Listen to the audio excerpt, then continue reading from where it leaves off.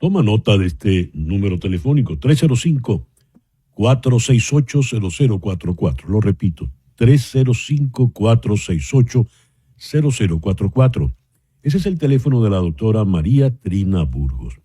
La doctora Burgos es una abogada venezolana que tiene más de 25 años de experiencia en los Estados Unidos trabajando en temas migratorios. Ella, como abogada, está licenciada para trabajar asuntos migratorios en los 50 estados de la Unión y también en Puerto Rico. Si estás en Venezuela, puedes llamar al 212-771-3040. 212-771-3040. Esa llamada va a replicar directamente aquí en las oficinas de la doctora Burgos en Miami. ¿Qué pasa con el TPS? Si no tengo TPS, ¿qué puedo hacer? El parol humanitario, la solicitud de asilo, la visa esta, la visa otra. ¿Cómo puedo hacer para permanecer legalmente en los Estados Unidos? Estoy en Venezuela y quiero ir a Estados Unidos, quiero emigrar a Estados Unidos. ¿Cómo puedo hacerlo? Todas esas preguntas tienen respuesta con la doctora María Trina Burgos. 305-468-0044. 305-468-0044 de la doctora María Trina Burgos. Y a las 9:25 de la mañana conversamos entonces con el doctor Carlos Blanco. Carlos, muy buenos días. Muchísimas gracias por atendernos en la mañana de hoy. Buenos días, César Miguel. Encantado. Carlos, ha habido un cambio interesante en la actitud del gobierno del presidente Trump hacia Venezuela, hacia los asuntos venezolanos. Hemos tenido señales un tanto contradictorias. Por una parte, el secretario de Estado, Marco Rubio, que siempre ha mantenido una postura muy firme en contra de la dictadura de Maduro, ha sostenido la misma posición, pero de repente aparece el señor Richard Grenell en Venezuela, le da la mano a Maduro, regresa con unos norteamericanos liberados y da una declaración que para muchos fue como un balde de agua fría cuando dijo: el gobierno, la administración Trump no está interesada en cambio de régimen, se entendía en Venezuela. Sin embargo, después tenemos que el presidente Trump da de nuevo declaraciones fuertes en contra de Maduro, revoca la licencia de Chevron y su hijo, Donald Trump Jr., tiene una entrevista muy interesante con María Corina Machado, una entrevista además llevada por parte de él con un tono muy, muy solidario. A tu entender, que has manejado tanto estos asuntos, ¿en qué punto estamos en este momento? ¿Qué podemos esperar realmente de la administración Trump y cuáles son las posibilidades reales de María Corina Machado y su liderazgo en la oposición venezolana? Gracias, César Miguel, por la pregunta. Creo que, digamos, lo que hay que hacer es entender que, en primer lugar, el gobierno de Trump es un gobierno que se está inaugurando. Tiene poco más de un mes. Y cuando hay cambios de gobierno, las posiciones, la distribución del poder interno, del poder formal y del poder real es un proceso. Por otra parte, los altos funcionarios de la administración que tienen que ver con los distintos asuntos y en particular con América Latina y Venezuela, han estado, digamos, acomodando sus relaciones y sus competencias más allá de las formales, competencias informales, lo que ha sido su historia, lo que ha sido sus procesos, y creo que hay que entender esto como un proceso de acomodo, de ajuste, de articulación entre altos funcionarios, por una parte. Por la otra, creo que efectivamente lo que ha ocurrido es que fue el enviado Grenell a Venezuela, obtuvo lo que quería en primer término de Maduro, que fue la liberación de unos presos americanos y luego el compromiso de aceptar a los venezolanos deportados. Eso se ha cumplido parcialmente y Grenell declaró que no estaba planteado un regime change, Ujú. en el entendido de que eso lo que quiere decir es que no va a haber una intervención de los Estados Unidos militar en Venezuela.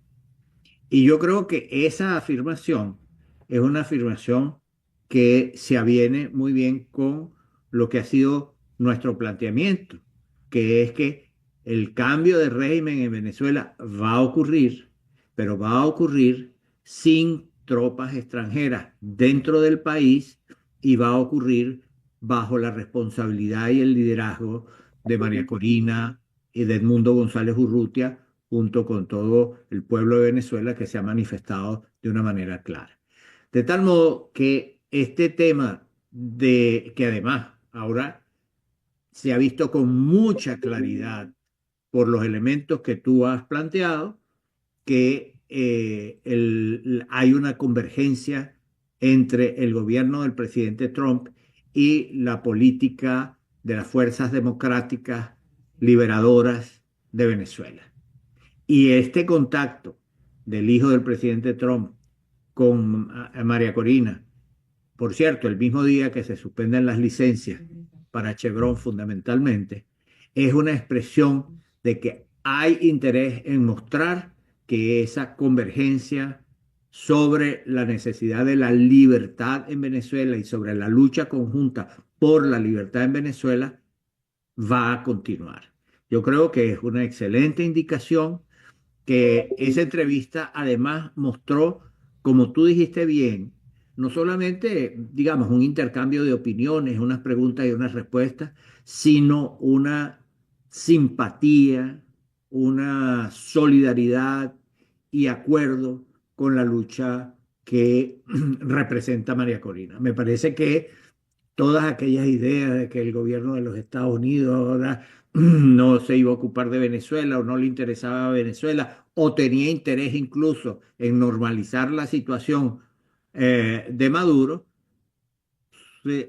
rápidamente explotó como una nube de gas porque no era cierto. Hay un acuerdo, hay un proceso de entendimiento que entre las fuerzas democráticas, el gobierno de los Estados Unidos y, por cierto, muchos otros gobiernos de América Latina y del mundo.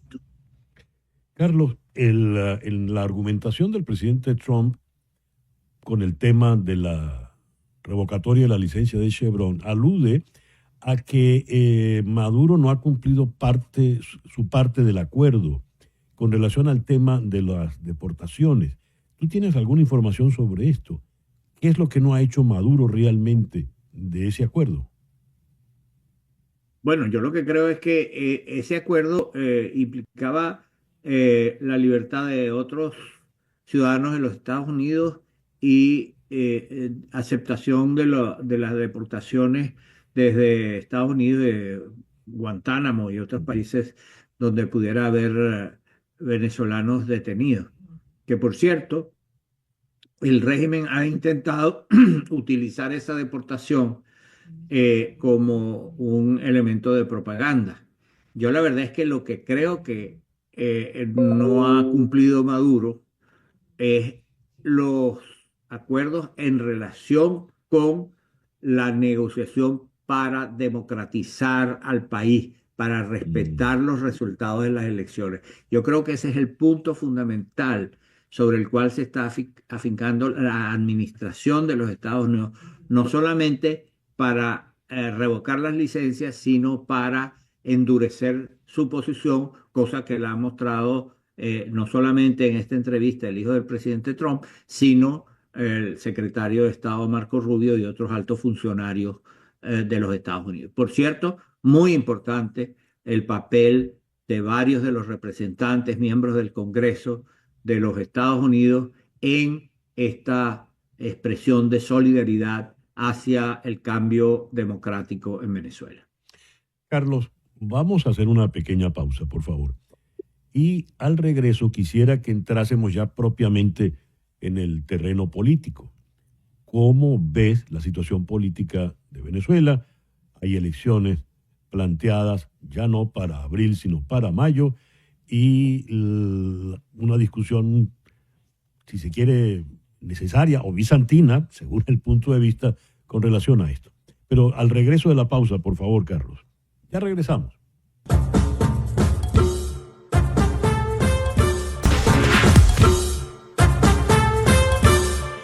Regresamos en conexión con el doctor Carlos Blanco. Carlos quedó pendiente desde la pausa entrar ya propiamente en el tema político. Recién ha fallecido nuestro común amigo Fernando Martínez Mótola. Falleció en condiciones terribles, luego de haber estado bajo mucho estrés allí en la Embajada Argentina. Los amigos que están en la Embajada Argentina hemos perdido prácticamente contacto con ellos una vez que colapsó la planta eléctrica. Y para acentuar el carácter represivo, fallece también en prisión Reinaldo Jurado, un dirigente del partido 20 Venezuela en el estado Trujillo. Y por si fuera poco, ayer María Corina Machado denunció que había acoso de esbirros de la dictadura en torno a su casa en Caracas. Me gustaría una opinión tuya con relación a estos acontecimientos, por favor. Bueno, en primer lugar, comienzo por rendirle homenaje a nuestro amigo de muchas décadas, Fernando Martínez Mótola.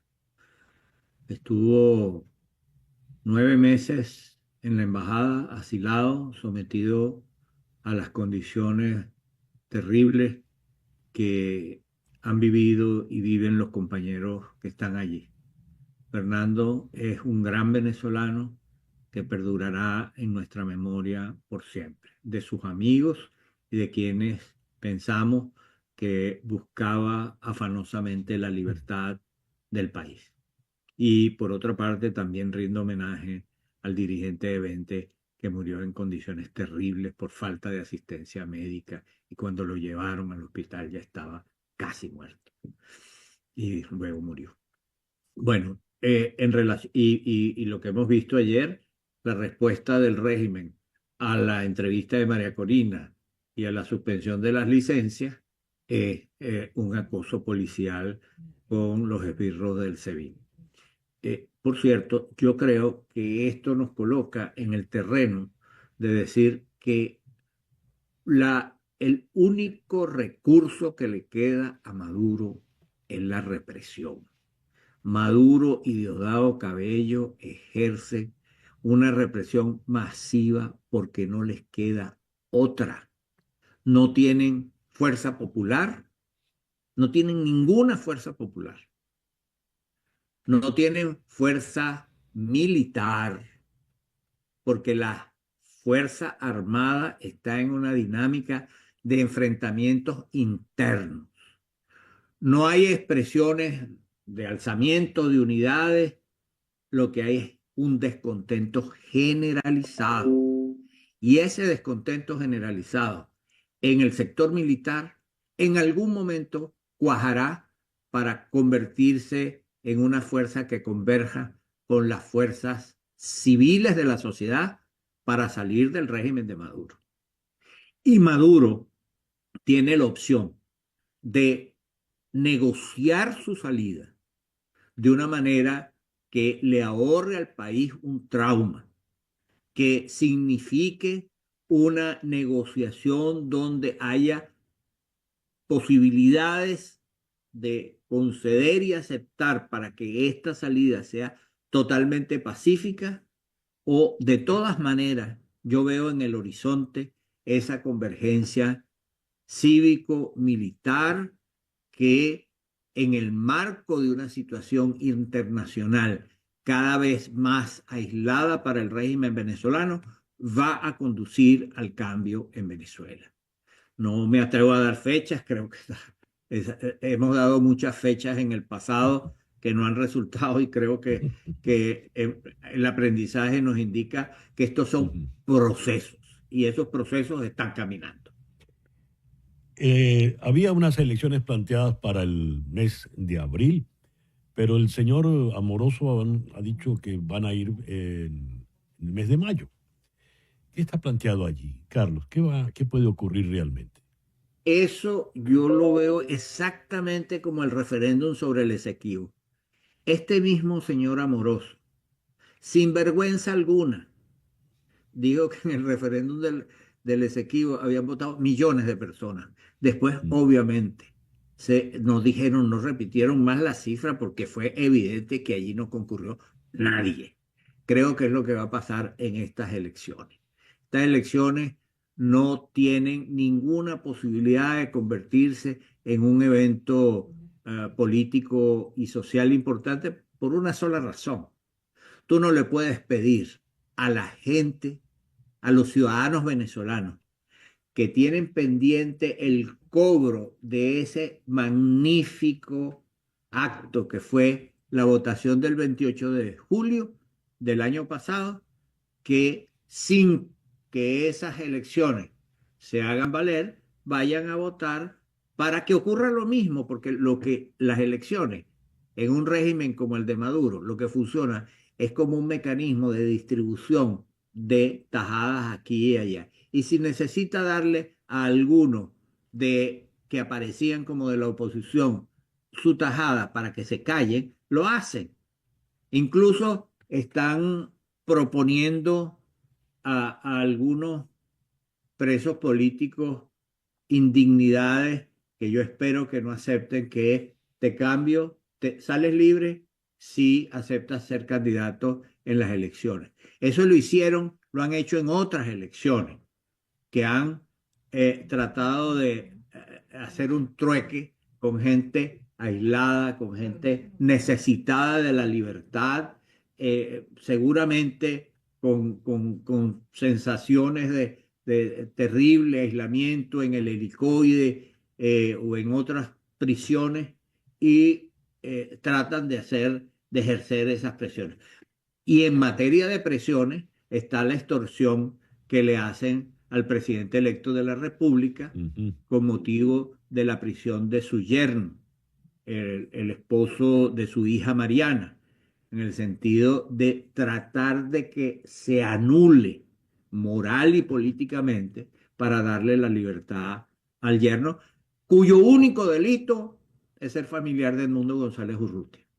Es decir, estamos en presencia de un Estado que ya no es, César Miguel, un Estado de gente que ha cometido actos lesivos contra los derechos humanos, gente que ha permitido el crimen. Estamos en presencia de una banda criminal que ha tomado posesión del Estado venezolano.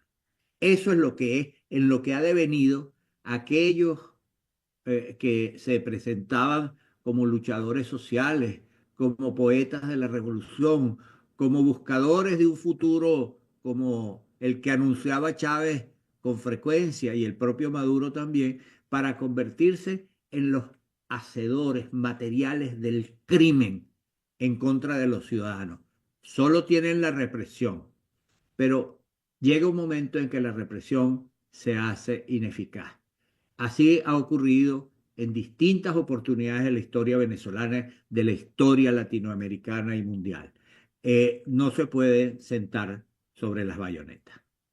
Carlos, el tiempo se nos ha acabado, pero no quiero cerrar la conversación sin hacerte una pregunta que me quedó la curiosidad. En la entrevista con Donald Trump Jr., este señor tiene negocios de Bitcoin, de esto, y en algún momento hace una publicidad y le plantea esto a María Corina. María Corina habla evidentemente de todos los recursos que tiene Venezuela y de todas las posibilidades que tendrá en el futuro, pero en particular se habló algo, hay algo real en materia de bitcoins. No, eso es un proyecto, digamos, tecnológico, de alta tecnología, que digamos, es posible estudiar, plantear. Hay compañeros que piensan que esa es la salida para avanzar en un mundo financiero tecnológico de punta. Es Mm. decir, nosotros estamos realmente en la idea de que de que el futuro pertenece a una tecnología que nosotros debemos impulsar en todos los sentidos. De hecho, quiero señalar que una de las razones por las cuales el 28 de julio fue tan exitoso fue porque se lograron las actas, y las actas se lograron, entre otras cosas, por Starlink, que nos permitió obtener pues, la información en tiempo real. De tal manera que todo el tema este de Bitcoin es un tema que está en el futuro, sobre el cual, por supuesto, hay que estudiar y hacer proyectos en esa dirección. Carlos, muchas gracias por estos minutos en la mañana de hoy. Un abrazo y gracias, César Miguel. El doctor Carlos Blanco. Una pausa y ya regresamos en Conexión.